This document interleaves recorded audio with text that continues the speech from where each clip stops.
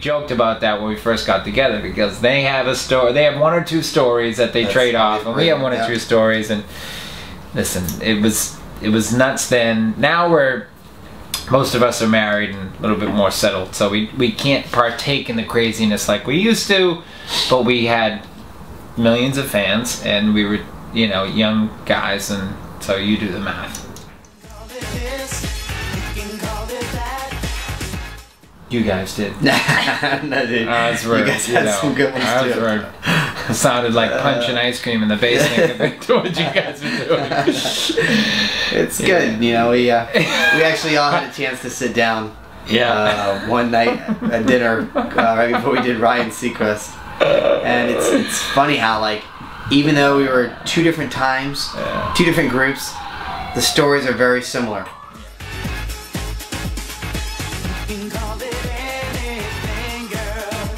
The best thing about it is that, you know, I think it's about, you know, how it's funny because Howie says it's about the music, you know, which is true, but to me it's also about the personalities.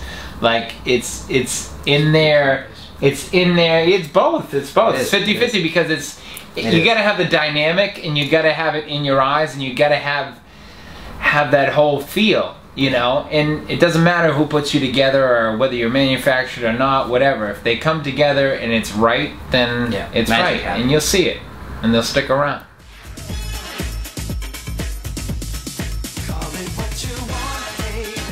Well, they are the industry now. Yeah, they become. It's the only way to make it now, really. I mean, it's it's new marketing, media. Everything. Yeah. So. In some ways it's good, in some ways it's bad. I mean, personally, I go in and out of watching them. I haven't watched them in a while, but you know, it's I think the X Factor's a little too young. I wish they should kind of up the age requirement, because I think it's too young. It's too much, you know, too much on the line for young teenagers to. You got to do it for the love of the game, not because there's $5 million on the table, you know. So that can get a little hairy. Like on our last album that we did in 2008, it was right before Lady Gaga blew up, and she co-wrote 2 songs on our album and did a duet, and then she opened for us, and you know, 6 months later it was like, you know, ba-boom. But like, she came in with such a spirit before anybody knew who she was, and she, you know, she didn't have, her outfits weren't that crazy, but you could tell that but at the same time she was just a cool girl, and really just into making music, and into, you know, creating and having fun and feeling the music, you know.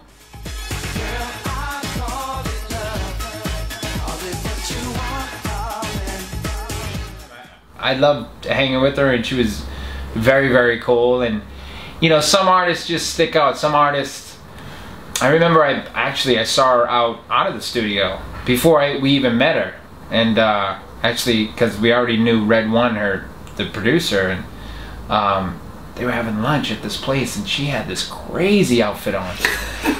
Crazy. It was like, but it wasn't expensive as it is now. It was like, how do you make this on $100? You know what I mean? She had these gold leggings on and things and the whole thing, and she was like, but really sweet. That's the thing about her, is like, she's got these outlandish outfits on and all that stuff, and most people are like that. They're like, they don't want to be seen, or they won't say hi to you. But she was really personable if you could get through the visual, you know.